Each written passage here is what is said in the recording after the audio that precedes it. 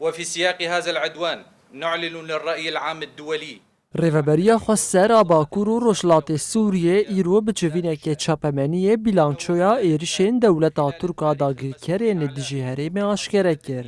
لگوری آمارین ریوبریا خسر دولتا ترکا داگیرکر جپنج حتی نه جوت ماهای سال بین 108 ایرشین هواییو بشاهی لدجی جیرخانه سویلو هزین اولکاری پیک آنینه.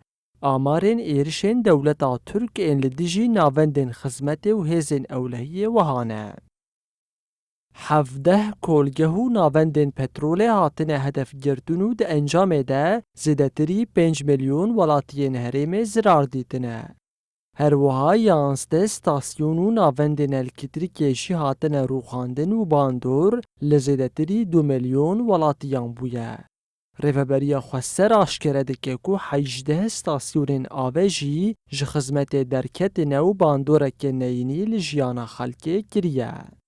Li gorî bîlançoya Rêveberiya Xweser du nexweşxane, 48 dibistan û akademiyeke hêzên têkoşîna li dijî madeyên hişbirê bi temamî hatine rûxandin.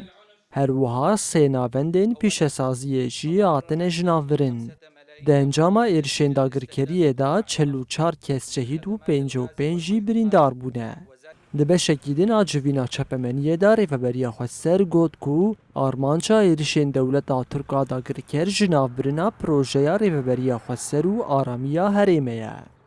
Rêveberiyê bang li tevahî hêzên li Sûriyeyê yên aktîv, saziyên neteweyên yekbûyî û mafên mirovan kir ku helwestekî aşkere li dijî êrişan nîşan bidin û lêpirsînekê serbixwe dest pê bikin.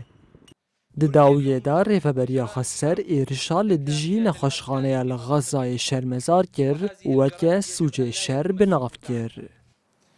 من رؤيتنا نؤمن بأن العنف يعمق الأزمات لذا كل ما يؤدي للعنف وزحق الأرواح ندينه بشدة كما ندين أيضا ما حصل في غزة من استهداف المشافي وذهاب أسر ذلك ضحايا مدنيين بينهم أطفال